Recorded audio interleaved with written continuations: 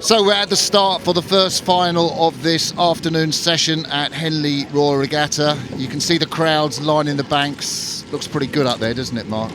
It looks fantastic. This is the sort of finals day you want. It's nice and calm up there today, so it'll be clean. You know, there's no kind of rough water, so you can see the crews just sitting there going through their kind of thought process, that kind of nervous energy, that anticipation of what they're about to embark on, where some of these athletes, that dream they had at one point of being in the final and racing to win the PE, which is obviously a huge thing for them as schoolboy athletes, it's going to become reality in the next 7 or 8 minutes. That is the St. Paul's stroke. Phil Wolfensberger, 16 years of age, as is the lad behind him, Felix Peerless. And you can hear Sir Matthew Pinson, the umpire of this race, go through the starting protocol, which is going to be hotly anticipated, this race, all the way down the course. Radley had that tremendous win against Eton where they rode them down. Fantastic contest. So it's the final of the Princess Elizabeth Challenge Cup. Radley College on the Berkshire side of the course at the top of your picture. St Paul's School on this side nearest to the island. Go!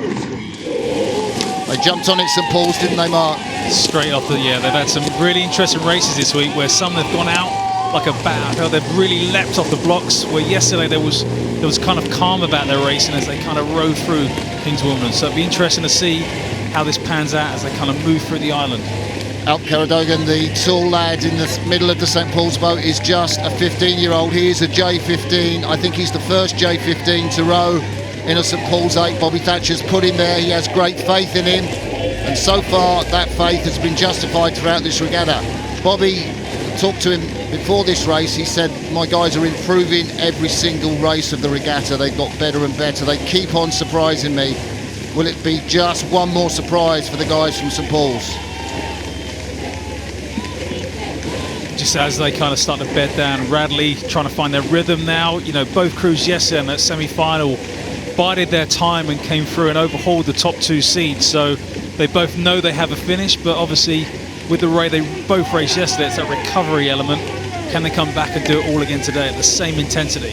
Well, Radley rode through Eton yesterday, so they'll have the confidence that they've got a second half of the course, coached by John Gearing, who took that British pair to the Olympic qualifying regatta last year. Boulding and Glenister took a sabbatical from Radley, but a long-time coach of the first 8. Sam Townsend there, the head of rowing, and Radley and St Paul's. This race is shaping up to be a great one, isn't it, Mark? It's exactly what we wanted, and I think what we all expected. I don't think at the start of the week they probably believed they'll be in this position. But as you said, they've both grown in confidence as they've raced through the regatta, and this is going to be a battle royale. You saw the faces of Philip Wolfensberger, the 16-year-old in the stroke seat. Bobby Thatcher said, my crew, they're just kids. He's got 2 16-year-olds, 2 J16s and a J15 in this St Paul's crew. Said it's going much better for it when he put the youngsters in.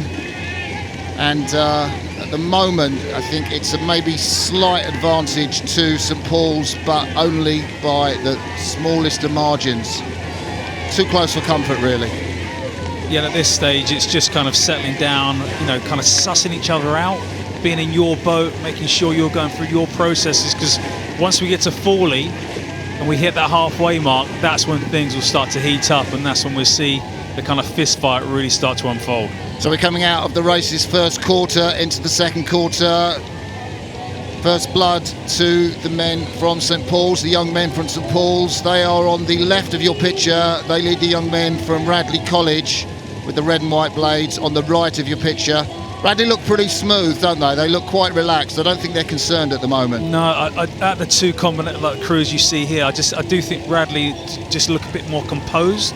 They're not being flustered by what's going on next to them, and maybe they're so confident in that mid-race pace as they start to move up on St Paul's now. So this Radley crew, 2 changes from the crew that finished 7th at the National Schools Regatta.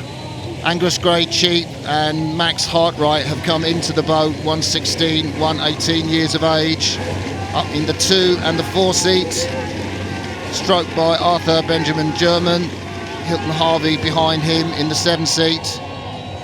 And St Paul's gone for that early lead, but that aggressive style you heard Mark Hunter talk about has carried them through. But Radley are looking very smooth, very cool, very relaxed, typical John Gearing style. And these 2 8s are going stroke for stroke down the middle of the course. We're into the second quarter of the race, Mark, and it's stroke for stroke. St Paul's with the narrowest of leads. And that is so impressive. St Paul's don't look the more composed, but they just look racy. Like they really want to take it on. They're kind of racing with no fear, as you kind of said at the start.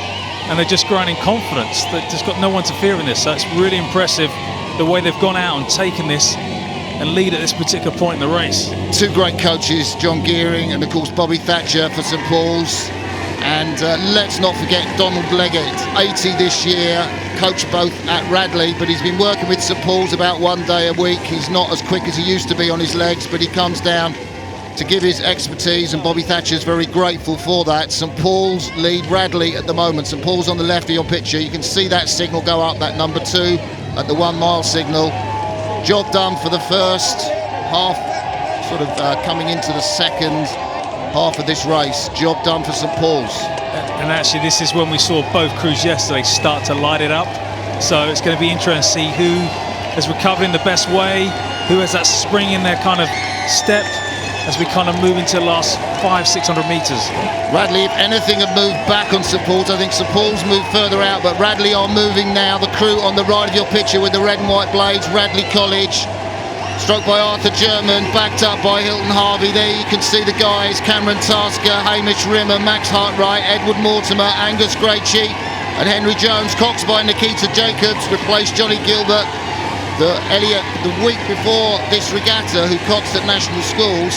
So a lot of changes in the Radley 8, but it's actually producing dividends for them. They are coming back, Mark. I'd love to see where they are from side by, the kind of side angle now, how close those bow balls are now, but Radley are definitely coming through now. They look strong. Can St Paul's kind of battle and keep them behind?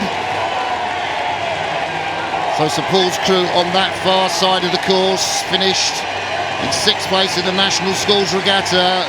Wasn't the best of regattas for Bobby Thatcher. Thought he was on a bad lane, undone by the wind maybe, but they have the narrowest of leads. It's about 1/3 of a length of canvas coming through to the finish. I look up and see St Paul's now. They're running out of water, Radley, but they're charging. St Paul's coming to the finish line. There's about 3 strokes left. Radley charging. Here they come. St Paul's, they take the Princess Elizabeth Challenge Cup from Radley College Boat Club. And the screams you can hear, absolute madness. James Trotman, the Cox, hands in the air. A sensational win for St Paul's, splash in the water. That is incredible. I'm Sebastian Marsona from Austria, not Australia, as was stated last year by a commentator who was getting a little too excited. But look, we just saw all you guys, the celebrations on the pontoon. I've never seen anything like it. You guys jumping in the water. What's the feeling like? It's honestly the best feeling I could ever recommend to anyone. I've dreamt of this since 2018. I was in my first year of the school and the oldest guys just set the record. And ever since then, I've wanted to be that and do that.